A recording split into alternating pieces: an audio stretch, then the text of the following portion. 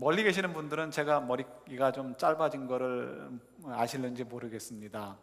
지난 주간 여러분도 참 다들 바쁘시게 지내셨죠? 저도 좀 바빴습니다. 그래서 이렇게 머리를 좀 깎아야 되는데 깎을 시간이 없었습니다. 밤에 길을 가다가 마침 문을 연 헤어컷 살롱이 있어서 차를 세우고 들어갔습니다. 처음 가는 집이고 누가 주인인지도 모르는 곳이죠.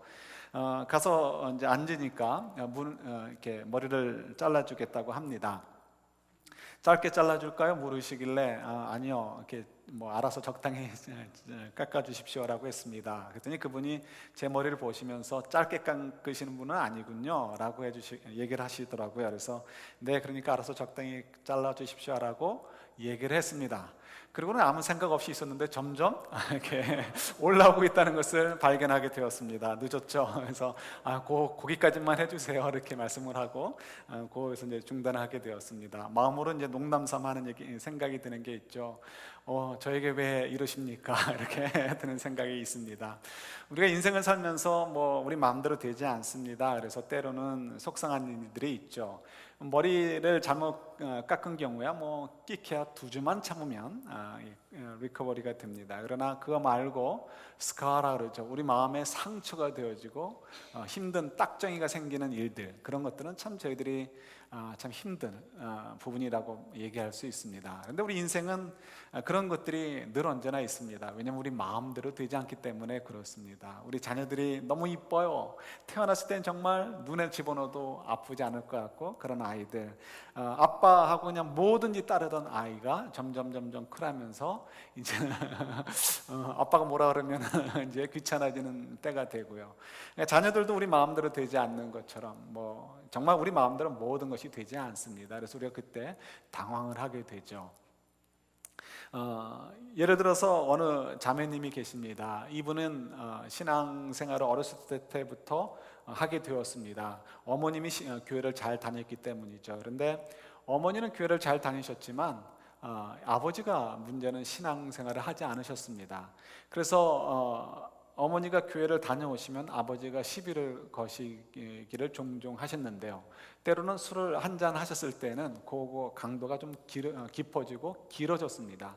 그래서 술을 드신 날 어머니가 교회를 다녀오시거나 무슨 꼬투리가 잡힐 일이 생기면은 문제가 되는 거죠. 문제가 되면 그냥 끝나는 것이 아니고 꼭 폭력이 따랐습니다. 폭력이 따르게 되고 그러면 이제 어머니는 매를 맞는 것을 이렇게 경험하시게 되고 그것들을 자녀들은 볼 수밖에 없었습니다. 그리고 자녀들은 보기만 하는 것이 아니고 그 불똥이 결국 자기들에게도 떨어지는 것을 경험할 수밖에 없었죠.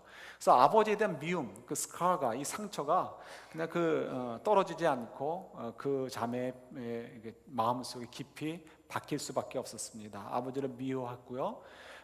그러나 이제 어쨌든 그가 성인이 되어서 이제 결혼할 때가 되었을 때 이제 하나님께 기도하게 되었습니다. 하나님, 저는 아버지 같은 사람 만나고 싶지 않아요. 좀 정말 정상적인 가정생활, 정상적인 부부생활 할 수 있고 정상적인 신앙생활 할 수 있는 좋은 신앙인 주세요. 이렇게 기도를 하게 되었습니다. 기도하는 가운데 정말 좋은 청년을 만나게 되었고요. 같은 교회 안에 있는 청년입니다. 그 청년과 함께 자연스럽게 교제하게 되고 그리고 결혼으로 골인하게 되었습니다. 이 자매는 정말 너무 좋았습니다. 하나님께서 정말 나를 사랑하시는구나 라고 결혼을 했는데, 여러분 아시죠? 결혼한다면 어떻게 되죠? 허니문은 금방 끝나게 되죠. 알게 되었습니다. 뭘 발견하게 되었냐면, 첫 번째는 자기가 상처가 너무 크다는 것을 알게 되었습니다. 서로 두 사람이 만났을 때 좋기 위해서는 두 사람이 다 좋아야 됩니다. 그렇지 않으면 이 관계는 좋을 수가 없죠. 이 사람이 자기가 상대방을 보기 전에 먼저 자기 자신의 상처가 너무 크다는 것을 발견했고, 아버지에 대한 상처가 결국은 남편에 대해서 온전한 관계를 가져가지 못한다는 것을 알게 되었습니다.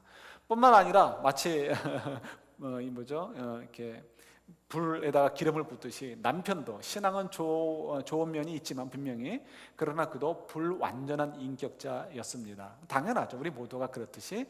그러니까 그것이 또 이제 그야말로 불에 기름 붓듯이 돼서 이 두 부부 관계가 너무 안 좋게 되어지고 끝없는 싸움과 끝없는 증오와 끝없는 미움 속에 빠져들게 되었습니다. 그러니까 이 자매 마음속에 어떤 생각이 들까요? 하나님, 도대체 왜 이런 결혼을 하게 하셨습니까? 제가 어떻게 결혼을 했는데, 하나님 도대체 왜 나에게 이렇게 하십니까? 라고 이렇게 이 원망이 나오고 또 불평이 나오게 되는 거죠.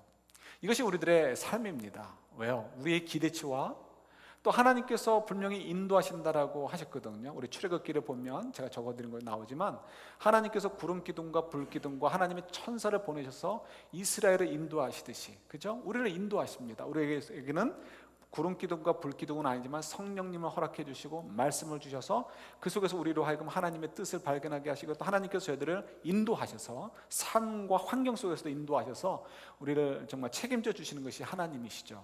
그래서 그 하나님께서 저희를 인도하시는 것과 우리의 기대치와 생각이 서로 잘 매칭이 안 될 때가 많이 있습니다. 그래서 그때마다 우리는 어떻게 되죠? 왜 하나님 나에게 왜 이렇게 행하십니까?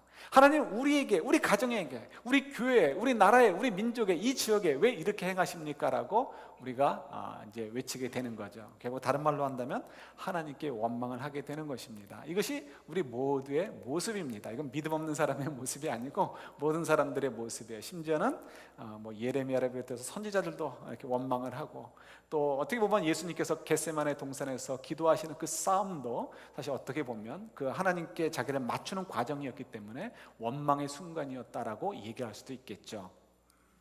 자, 그래서 저희들이 이런 원망 때문에 때로는 저희들이 신앙생활을 하다가 주저앉을 때가 많이 있습니다. 오늘 벌써 9월 첫 주일이 되었습니다. 그리고 이렇게 일부 예배 때 여쭤보니까 추석이 오늘 저녁이라며 한국 시간으로 내일이기 때문에 추석이란 것은 가을이죠. 우리는 생각지도 않았는데 벌써 가을이 왔습니다. 여름 같은데. 그리고 언뜻 보니까 우리들의 인생도 가을을 향해 가 있고 저보다 좀 빠른 분들은 겨울을 향해 달려가고 있습니다. 이것이 인생이죠. 너무나 소중한 인생인데 저희들이 아차하는 순간에 하나님께 원망하고 주저앉아 버리면 하나님께서 저희들에게 주신 너무나 소중한 보배와 같은 것들, 너무나 귀한 은사들, 너무나 아름다운 그 하나님이 주신 그 보석과 같은 것들을 저희들이 활용도 하지 못하고 하나님께 드리지도 못하고 그냥 한 달란트 받은 자처럼 땅에 묻었다가 그냥 일어날 수밖에 없는 인생으로 끝날 수가 있겠죠. 여러분들 향하신 하나님의 사랑과 하나님의 기대가 얼마나 큰지를 안다면 저희들이 원망하고 있다가 주저앉을 수 없는 것이 우리들이라는 것을, 또 우리 가정이라는 것을, 우리 부부라는 것을, 또 우리 교회라는 것을, 우리 민족이라는 것을 우리가 좀 생각해 볼 만한 가치가 있다라고 생각이 듭니다. 그래서 오늘 저희 이 본문이 저희들에게 그러면서 참 굉장히 도전을 저희들에게 주시죠. 이스라엘 백성들도 참 원망할 만한 이유가 있습니다. 왜 원망할 만한 이유가 있을까요? 하나님께서 그들을 애굽에서 끄집어내셨습니다. 출애굽기 보면 그들이 툭하면 왜 우리를 애굽에서 끄집어내셨습니까? 라고 이야기를 합니다. 우리 입장에서는 이해가 안 돼요. 우리 36년 동안 일제시대를 경험했죠. 그때 우리 한국 사람들은 그냥 지렁이도 밟으면 꿈틀댄다라는 각오를 가지고 죽기 살기로 일본 사람들에게 덤볐습니다. 물론 이제 나라와 민족을 배반한 사람도 있었지만 그러나 우리는 한민족은 끝까지 독립운동을 했고 결국 독립을 쟁취하게 되죠. 그런 관점을 가지고는, 경험을 가지고는 저희들의 입장에서는 애굽 사람들이 애굽에서 포로 생활을 하다가 그것도 400년 동안 하다가 나온 이스라엘 백성들의 불평이 도대체 이해가 되지 않습니다. 우리를 애굽에서 그냥 살게 두지 뭐하러 우리를 이렇게 끄집어내서 고생시키느냐라는 질문들, 어떤 면에서는 좀 이해가 됩니다. 왜냐하면 그들이 애굽에 있을 때 우리가 생각하는 뭐 굉장히 열악한 상태에서 노예 생활을 하지는 않았던 것 같아요. 마지막에 모세가 등장한 다음에 우리 독립시켜 달라고 했을 때부터는 상황이 바뀌었지만 그 이전까지만 해도 이집트의 역사라든가 그 당시의 이게 환경을 보면 그렇지 않았던 것 같아요. 또 우리가 추론컨대 400년 동안 인구가 엄청나게 늘었습니다. 인구가 엄청나게 늘었다는 것은 먹고 살만했다는 거예요. 비록 노예 신분이든 자유인의 신분이든 상관하지 않고요, 먹고 살만하니까 인구가 늘었다는 것을 우리가 그나 알죠. 그러니까 적어도 이 이스라엘 사람들이 애굽에서 있는 동안에 아주 열악하지는 않았던 것 같아요. 그러니까 음식에 대한 추억도 있고요. 애굽에 있었으면 그래도 그냥 이렇게 뭐 음식도 먹을 수 있고 자녀도 더 많이 낳을 수 있고 그랬는데 우리를 왜 이 광야로 끄집어내가지고 이렇게 고생을 시키느냐라고 불평을 하는 것입니다. 그런 면에서 우리가 좀 이해할 수 있는 것 같아요. 우리라면 어땠을까라는 한번 생각을 해보십시오. 그들에게 한 가지 아주 중요한 거 없는 거, 나중에 언제 기회가 있으면 또 얘기하겠지만 그들에게는 인생의 목적이 없는 거예요. 정말 진정한 인생의 목적이 무엇인가 생각을 못하니까 당장 편한 것만 생각을 한 거죠. 그래서 하나님께서는 그들에게 훈련시키는 것이 필요하죠. 그래서 우리가 출애굽기는 또 다른 창세기, 이렇게 그러니까 in the beginning of라고 말씀을 드렸어요. 그래서 하나님 백성들은 이제 훈련시키는 그런 이제 과정이 있으시죠. 그래서 일부러 하나님께서 그들을 훈련시키는 것을 보게 됩니다. 그래서 하나님께서 오늘 본문에도 보면 그들을 인도하사라는 단어가 나오죠. 인도하사라는 단어가 나왔던 이게 뭐냐면 하나님께서 우연히 이스라엘 백성들이 3일 동안 마실 물이 없게 헤매게 하셨다는 것이 아니고 의도적으로 하나님께서 그들을 3일 동안 물이 없도록 그렇게 고생을 시키셨다는 것을 우리가 확인할 수 있는 거예요. 그럼 하나님께서 왜 그렇게 하셨을까? 능력이 없으셔서 실수했다면 그래도 백성들이 이해할 만한데 일부러 의도적으로 했다고 하니까 더 이제 사실 이스라엘 백성들의 입장에서는 아주 굉장히 낙담이 될 수 있는 거죠. 근데 오늘 본문을 보면 하나님께서 왜 그렇게 하셨는지를 저희들이 알 수 있습니다. 25절 한번 보시겠어요? 25절에 보시면 이런 말씀이 있죠. 왜 하나님께서 그들에게 이렇게 시험을 주셨는지 우리 그 위에 떴으니까 한번 같이 한번 읽어볼까요? 25절만 한번 같이 읽어보겠습니다. 모세가 여호와께 부르짖었더니 여호와께서 그에게 한 나무를 가리키시니 그가 물에 던지니 물이 달게 되었더라. 거기서 여호와께서 그들을 위하여 법도와 율례를 정하시고 그들을 시험하실세. 그래서 지금 이 하반절을 보시면 거기서 여호와께서 그들을 위하여 법도와 율례를 정하시고 또 직역을 한다면 또 그리고 거기서 그들을 시험하셨습니다 라가 됩니다. 그래서 이걸 의역을 한다면 이렇게 되는 거예요.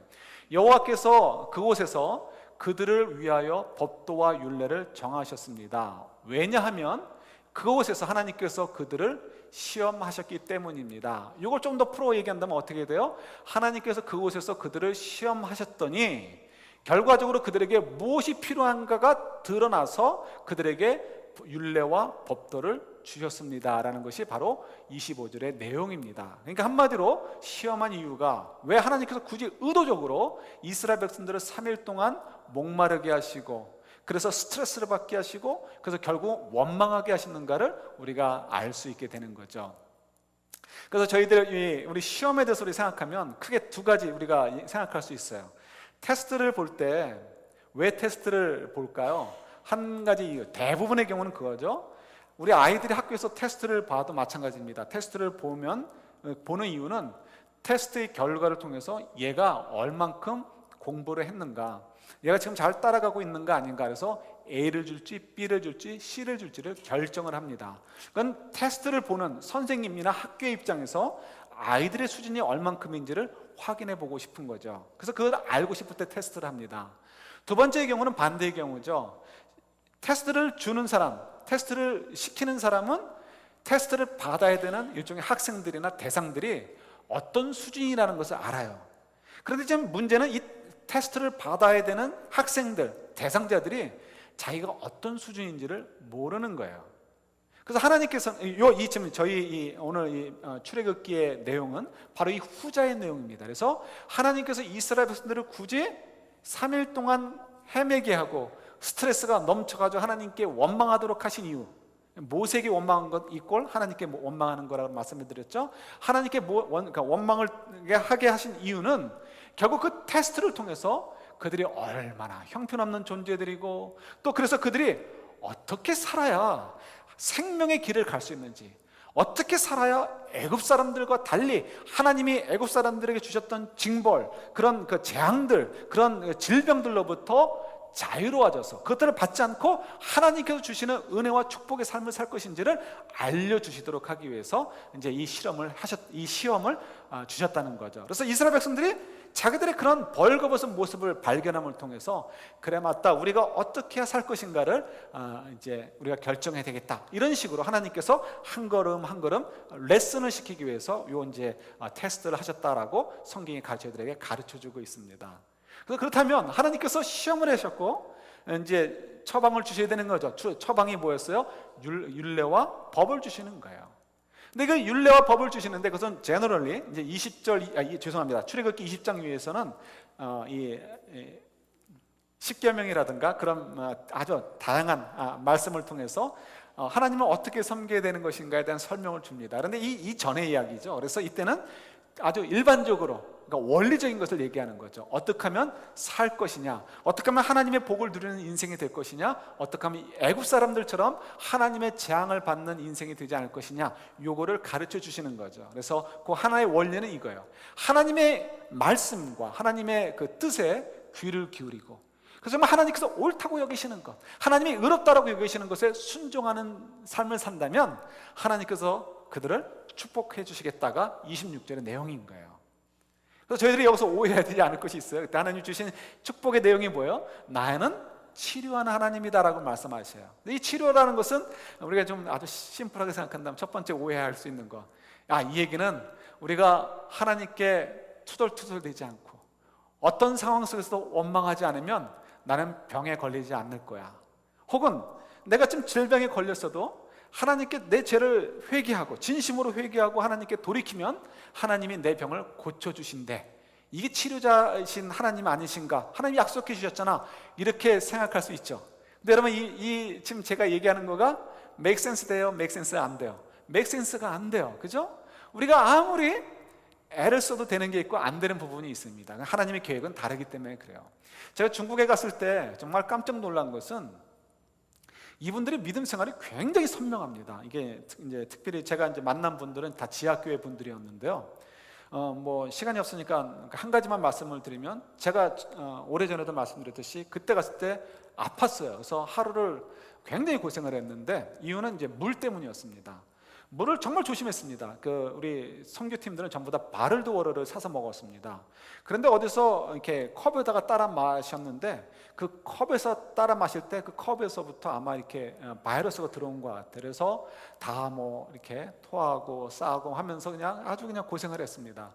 그래서 강의를 해야 되는데, 아침부터 저녁까지는 강의를 해야 되는데 제가 도대체 할 수가 없었어요. 너무 머리가 아파가지고. 그래서 제가 지금까지 아파가지고 설교를 못하거나 티칭 못한 경우는 딱 그때 한 번이었습니다. 물론 그때는 이제 1시간짜리가 아니고 여러 시간 계속 해야 되는 거기 때문에 그러기도 했지만, 그래서 어쩔 수 없이 다른 분이 나머지 시간을 책임져 주시고 저는 옆방으로 올 수밖에 없었습니다.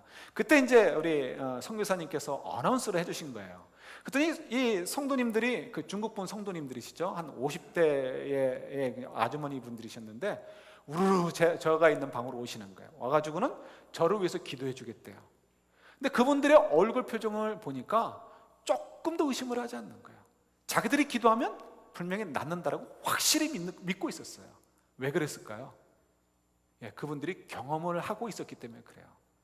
그들에게 있어서는 뭐 지금도 어떨지 모르겠지만 선교 초기에 하나님께서 많은 역사들을 해주십니다. 믿음 생활을 처음 하시는 분들에게도 하나님의 역사를 참 많이 해주셔요. 그래서 농담 삼아서 얘기할 때, 믿음 생활 처음 할 때 하나님께 왕창 요구하라고 우리가 이제 농담 삼아 하는데, 그때 정말 하나님께서 별거 아닌 것까지도 다 들어주신단 말이에요. 선교지에서 그런 일들이 많은 거죠. 그러니까 중국 그 현장에서 이분들이 워낙 하나님의 능력들을 경험하고 치료하시는, 그러니까 육체의 치료, 병의 치료에 대한 것도 너무나 경험을 많이 했기 때문에 저를 위해서 기도할 때 조금 더 의심이 없는 거예요. 저는 오히려 의심이 되는데 그분들은 전혀 의심을 하지 않는 거예요. 이유는 바로 거기 있는 거죠. 물론 하나님께서 그렇게 고치시는 경우도 있지만 더 많은 경우에는 그렇지 않습니다. 그래서 우리에게는 의사도 필요하고 약도 필요하고, 때로는 우리가 아무리 애를 써도 결국은 병을 고치지 못하고 주님 품으로 올라갈 때도 있습니다. 왜요? 하나님께서 우리에게 분명히 치료하시는 하나님이라고 했는데 왜 그러셨을까? 우리 기도가 부족해서, 우리 믿음이 부족해서 아니라는 거죠. 그게 아니고 상황에 따라서 하나님께서 그때는 이렇게, 어느 때는 이렇게, 또 어떤 때는 저렇게, 또 다른 곳에서는 또 다른 모양으로 하나님 필요에 따라서 응답을 해주신단 말이에요. 근데 물론 이제 이것이 저희들이 서로 우리 생각과 하나님의 계획과 맞지 않기 때문에 우리가 사실은 원망이 오고 우리가 힘들기도 하는 거죠. 자, 그런데 그런 면에서 저희들이 이제 첫 번째 오해되지 말 것, 하나님은 치료하시는 하나님이다라고 할 때 모든 병을 무조건 다 고쳐주신다, 이게 아니고 하나님 필요에 따라서 고쳐주신다는 것을 우리가 너무나 잘 아시니까 이건 살짝 이렇게 넘어가도록 하겠습니다. 두 번째 오해, 이거가 이제 좀 이렇게 이스라엘 백성들에게 더 중요한 거였습니다. 이스라엘 백성들은 우리처럼 하나님 말씀을 갖고 있지 않았어요. 그때까지는 아니 십계명도 받지 못했던 때입니다. 하나님에 대해서 너무나 몰랐던 때예요. 우리가 여러 번 이렇게 묵상했으니까 잘 아시죠? 그런데 지금 그들에게 있어서 하나님에 대해서 알 수 있는 건 뭐죠? 그들이 조상으로부터 들었던 몇 가지 이야기들, 그리고는 직접 눈으로 본 내용들입니다. 그들이 하나님이 어떤 일을 그들 속에서 하셨는가를 보았어요. 그 일들은 뭐가 있었죠? 10가지 재앙이 있었고, 홍해를 가르고, 그리고 자기들은 구원하시고 애굽 군대들은 싹쓸이했던 일들을 그들이 직접 목도했어요. 그게 바로 요 오늘 본문의 앞부분의 내용입니다. 그래서 이 모세와 미리암이 앞장서 가지고 하나님을 찬양하고 온 백성들이 찬양을 했던 것이 바로 앞에 사건들입니다. 그러나 가만히 보세요. 이스라엘 백성들에게 있어서 하나님은 어떤 분이셔요? 사랑스럽게 케어해 주시고 돌봐주시고 위로해 주시고 격려해 주시는 분을 아직 경험을 못했어요. 그들에게서 지금 머리에 팍 박혀있는 것은 어떤 하나님이에요? 무시무시한 하나님인 거예요. 재앙을 내리시고 벌을 내리시고 군대를 쓸어버리시는 그런 하나님. 물론 그들은 그 하나님 때문에 구원을 받았지만 어쨌든 그들에게는 엄격한 하나님으로밖에는 보이지 않는 거죠. 여러분 너무 좋아하셨던 옛날 책이 있죠. 나의 라임 오렌지 나무라는 책이 있습니다. 거기 제재죠, 주인공이. 그 아이가 성장하는 이야기가 있는데 너무너무 좋았던 재밌게 읽었던 기억이 납니다.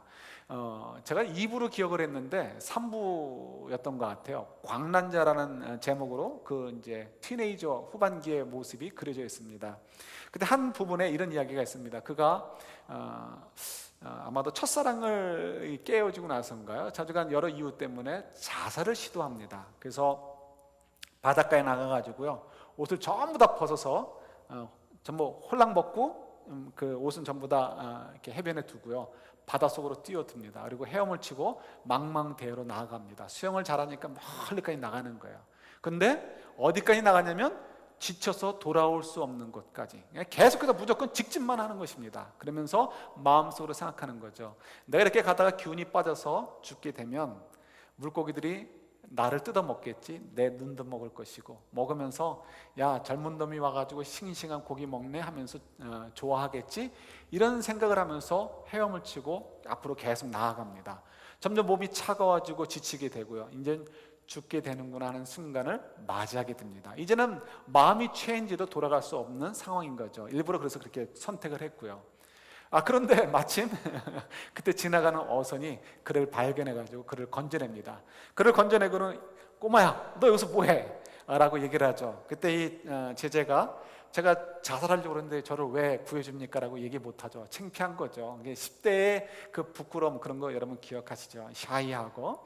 그냥 벌거벗은 채로 구조받은 것만이 창피하고, 그래서 웅크려 앉아서 있다가 결국 해변으로 돌아오게 됩니다. 집으로 돌아오는데 너무 늦었죠. 어머니가 잔소리를 하십니다. 야, 밥때 좀 제대로 좀 들어와라.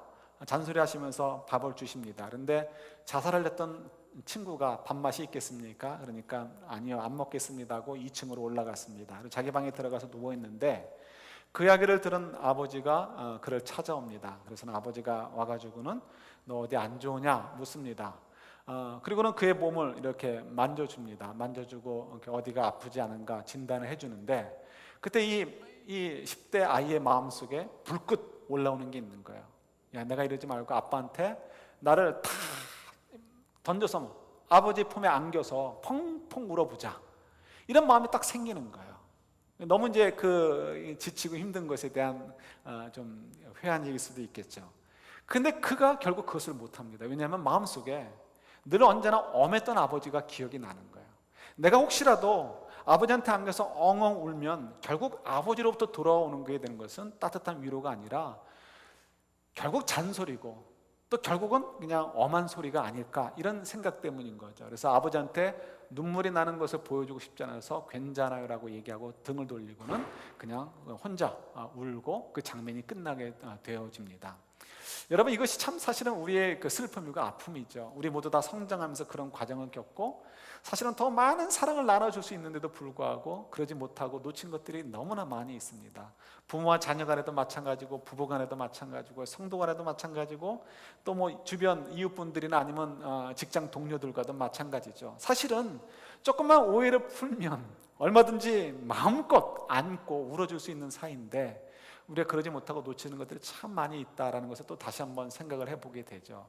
바로 이 중요한 때 이스라엘 백성들에게 너무나 중요한 것, 정말 가장 신뢰할 수 있고 가장 믿을 수 있고 가장 자기 자신을 던질 수 있는 그 하나님, 그 하나님에 대한 오해가 있었기 때문에 하나님께 자기들의 그 어려운 상황과 그 힘든 상황 속에서 자기들을 하나님께 내어 던지고 펑펑 울고 하나님 좀 어떻게 도와주세요라고 하지 못했던 것을 저들이 발견하게 되는 거예요. 그래서 하나님께서 그들에게 그런 모습들, 너희들이 지금 그렇단다라는 것을 보여주시고 그래서 그들을 고쳐주고 싶으신 거죠. 그래서 이 오해를 풀기를 원하시는 거예요. 그래서 하나님께서 애굽 사람들에게 내린 질병들은 너에게 주지 않겠다 하는 것은 너희들 앞으로 병이 없을 것이다가 아니고요, 왜 애굽 사람들에게는 질병을 내리고 너희들에게는 질병을 내리지 않는가, 왜 너희들에게는 치료하는 자인가를 설명을 해주시는 거죠. 애굽 사람들은 왜 그러니까 하나님의 질병, 재앙을 받게 되었죠? 하나님께 대항하고 하나님의 뜻에 거부하다 그렇게 된 거죠. 그러나 지금 이스라엘 백성들은 그렇지 않기를 원하시는 거예요. 그래서 너희들이 나의 말에 귀 기울이고 내가 옳다고 여기는 거, 어렵게 여기는 것을 순종하게 된다면 나는 너희들을 애굽 사람들처럼 재앙을 내리지 않을 거고 너희들에게 내가 치유해 주시고 그럼 너희들에게 내가 돌봐주겠다라고 말씀해 주시는 거예요. 그래서 그 증거로서 써서 마실 수 없는, 사람이 마실 수 없는 물을 하나님께서 변화시켜 주셔서 단물로 만드셔서 백성들의 그 갈증을 해소해 주십니다. 이걸 통해서 하나님께서 그들이 오해하는 것, 하나님은 화만 내고 엄격한 분만이 아니고 너희들을 사실은 진정한 사랑으로 이렇게 돌봐주시고 너희들을 인도해 주시는 분이란다. 그러니까 너희들 때로는 너희들 생각과 달라서 당황스러운 순간이 오더라도 흔들리지 말고 나를 믿어라. 그럼 내가 너희들을 책임져 줄 거야. 난 너희들을 돌봐주는 자야. 치료자라는 것은 결국 생명을 주는 자시라는 거죠. 난 너희들에게 생명을 주기를 원하는 거고 너희들의 사랑을 베풀어 주기를 원하는 자란다 하는 것이 바로 치료하시는 하나님이라는 그 이름이 갖고 있는 의미인 것이죠. 이런 이야기가 민수기서 21장 4절에서 9절에도 나옵니다. 그러니까 저희들이 찾아보지는 않겠고 여러분 너무 잘 아시는 거예요. 그때도 비슷한 내용입니다. 이스라엘 백성들이 길을 가다가 또 하나님께서 일부러 그들을 엉뚱한 길로, 엉뚱한 길이라기보다는 고통스러운 길로 인도를 하셨어요. 마실 물이 없습니다. 만나도 하루 이틀 맛있죠. 에브리데이 먹으니까 얼마나 질려요. 그러니까 이스라엘 백성들이 또 원망하고 투덜댑니다. 애굽에 있었으면 맛있는 음식도 먹으면서 물 걱정하지 않고 잘 있었을 텐데 왜 하나님 우리를 이끄셔서 우리 이렇게 여기서 고생하게 하십니까? 이제 하나님께 직접적으로 그냥 원망을 하죠. 그러니까 하나님께서 그들에게 또 한 번의 테스트와 또 한 번의 처방을 주시는 거죠. 그래서 하나님께서 그 일을 통해서도 또 하나님께서 이렇게 치료하시는 것을 보게 됩니다. 그때 하나님께서 불뱀을 내리십니다. 그래서 사람들이 불뱀에 물리게 되고 죽어가기 시작을 합니다. 백성들이 하나님께 회개하기 시작을 합니다. 하나님께서 그때 처방전을 주시죠. 그래? 그러면 내가 놋으로 뱀을 만들어서 세우게 할 테니까 그 놋뱀을 보는 사람들은 치료를 받게 될 것이야 라고 말씀을 해주십니다. 여러분 생각해 보세요. 뱀에게 물렸는데 어떻게 놋뱀을 본다고 해서 나을 수 있겠습니까? 지금 하나님께서는 바로 그걸 지금 노리고 계시는 거예요. 이스라엘 백성들이 생각할 때 자기들은 지금 너무나 터무니없이 상식에 맞지 않게 자기들의 기대에 맞지 않게 하나님께서 대우하신다라고 생각을 했어요. 그래서 지금 우리가 목마르고 지금 우리는 맛없는 음식만 계속 먹고 있다라고 얘기를 하는 거죠. 그래서 하나님께 원망을 했어요. 그런데 지금 하나님께서 그들에게 요구하시는 건 너희들이 정말 회개했느냐? 회개했다면 이번엔 놋뱀을 보아라. 그럼 놋뱀을 보면 낫게 해주겠다. 근데 그 처방전 주신 것도 뭡니까? 상식에 맞지 않고 허무맹랑한 것 같고 정말 우리로 하여금 정말 좀 낙담케 할 만한 것들을 요구하시는 거예요.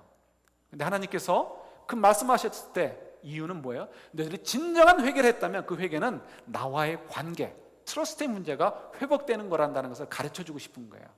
그 관계가 회복되어진다면 하나님께서 어떤 곳으로 인도하시든 내가 지금 피곤해도 하나님 왜 나를 애굽에서 건져내서 이렇게 고생하게 시키십니까? 라고 원망하지 않을 것이고 그 길을 꿋꿋하게 갈 거예요. 인내하면서. 하나님께서 뱀을 만들어서 보라 할 때도 말도 안 되고 황당한 것처럼 느껴져도 이교도들은 그럴지 몰라도 이게 뭐 말이 안 되는 거죠. 그런다 할지라도 하나님에 대한 트러스트가 있다면 하나님께서 말씀하신 거니까 그대로 따르면 되지라고 보면 낫게 되는 거예요. 그래서 하나님께서 정말 치료하시는 하나님으로 여기서도 등장하는데, 이때 치료하시는 하나님은 뱀에게 물린 상처를 고쳐주셨다는 거가 그 본질적인 의미가 아니에요. 그건 2차적인 의미고, 본질적인 의미는 뭐예요? 하나님과의 관계를 치료하셨다, 회복해 하셨다는 것. 그래서 이제는 하나님을 정말 더 신뢰하고 하나님께서 인도하시는 대로 믿고 인내함으로 가서 결국 하나님의 구원의 기쁨을 누리는 인생들로 바꾸도록 도전해 주셨다는 것이 바로 이런 치료하시는 하나님의 내용이 되는 것입니다. 여러분, 저희들도 하나님을 두려워합니다. 그러면서도 우리는 하나님을 원망합니다. 왜 그렇죠? 우리의 기대와 하나님의 인도하심이 서로 핀트가 안 맞을 때가 있기 때문에 그렇습니다. 그럴 때마다 저희들은 답답한 마음을 갖게 되고요, 그리고 당황하게 되고 결국은 하나님께 원망을 하게 됩니다. 하나님, 왜 나에게 이렇게 하십니까? 왜 하나님 우리에게 이렇게 하십니까? 이것이 사실 우리들이 늘 나올 수 있는 이야기입니다. 이거는 거듭 말씀드리지만 믿음 없는 사람만 얘기 나오는 게 아니에요. 저도 시시때때로 종종, 시시때때라기보다는 종종 이런 일종의 토로를 하나님께 드릴 때가 있습니다. 그럴 때 이제 우리가 어떻게 반응을 하느냐가 굉장히 중요한 거죠. 이때 여러분들이 오늘 본문 말씀을 기억하시면 참 좋을 것 같아요. 아까 처음에 말씀드렸던 그 자매 이야기를 합니다. 그 자매가 너무 힘들었습니다. 그래서 결국은 남편과 이혼을 하기로 마음을 먹었습니다. 그래서 이제 이혼 도장을 언제 찍나, 이것만 이제 손 꼽고 있었는데, 어느 날 이제 예배 중에 그냥 평범한 말씀이 그냥 마음속에 들어오게 되었습니다. 그러면서 이 자매 마음속에 조금 싹트기 시작한 게 뭐냐면, 하나님이 도대체 나에게 왜 이런 일들을 허락하셨을까? 왜 하나님께서 나에게 이런 사람을 만나서 결혼하게 하셨을까? 라는 생각을 다시 한번 하게 되면서, 내가 한번 하나님의 입장에서 생각해 보자 라는 생각이 불현듯 떠오르게 된 거예요. 그래서 그가 그 다음부터 노력한 것, 집중한 것은 뭐냐면, 하나님이 정말 나를 사랑하시는가, 하나님이 정말 나를 인도하고 계시는가에 대해서 확인해 보는 작업을 시작을 했습니다. 그래서 하나님께 집중을 한 거죠. 정말 하나님께서 나에게 주신 말씀대로 그 약속을 지키고 계시는가, 하나님 정말 나와 함께 하시면 나를 사랑해 주시는가 하는 것에 집중해서 묵상을 하기 시작을 했습니다.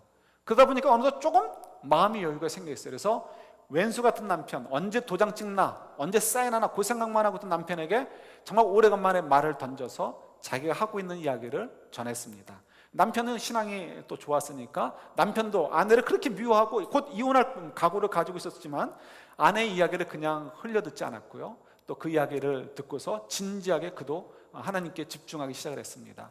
하나님은 정말 내 인생의 이렇게 도움자가 되시는가, 하나님 정말 나를 사랑하시는가, 하나님은 정말 나를 인도하고 계시는가, 남편도 묻기 시작을 했습니다.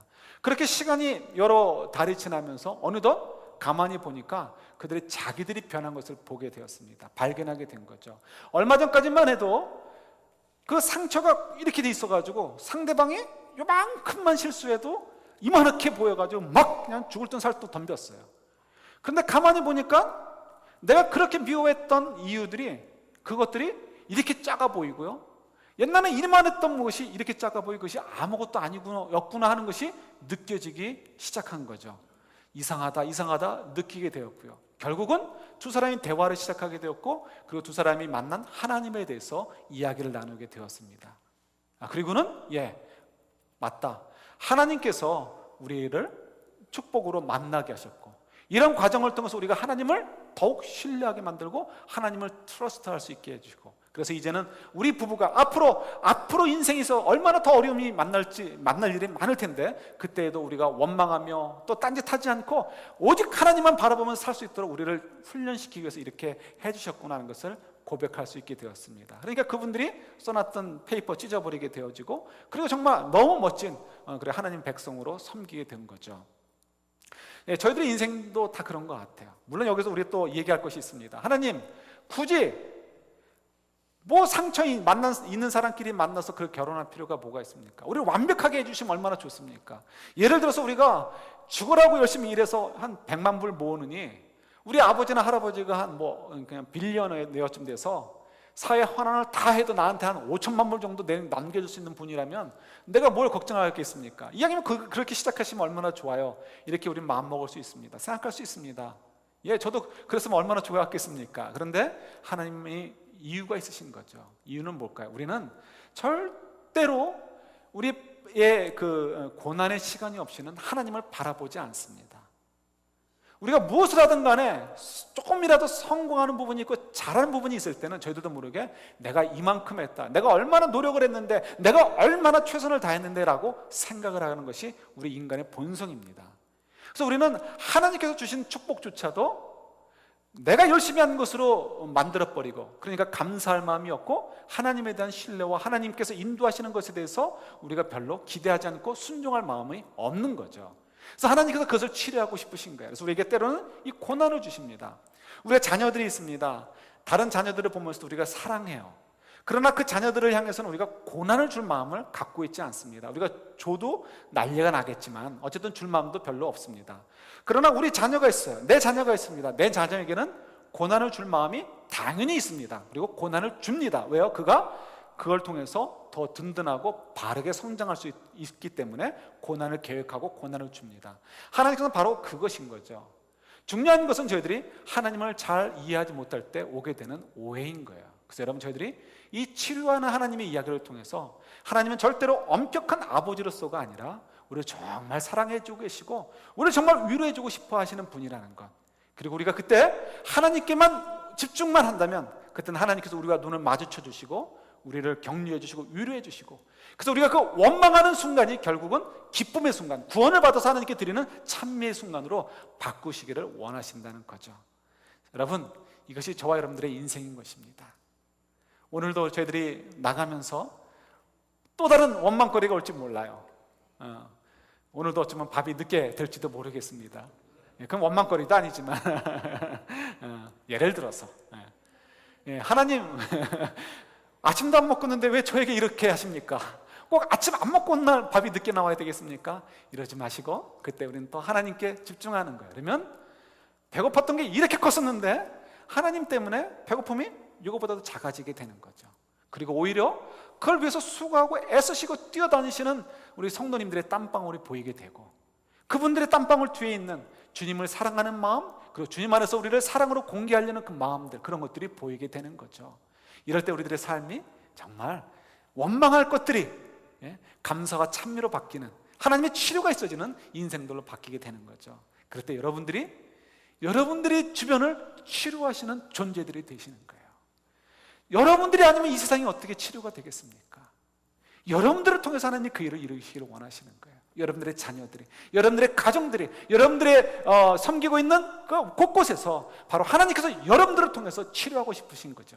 그래서 여러분들이 이 치료하시는 하나님을 만나기를 원하시고, 그래서 정말 저희들의 삶이 원망이 아니라 원망의 입은 집을 딱 닫아버리고 대신 찬미와 감사의 입으로 열어서 하나님께 나아가기를 원하시는 그 하나님의 소망과 또 기대를 여러분 기억하시고 그렇게 변해가는 저희들이 될 수 있기를 우리 주님의 이름으로 축원합니다. 아멘.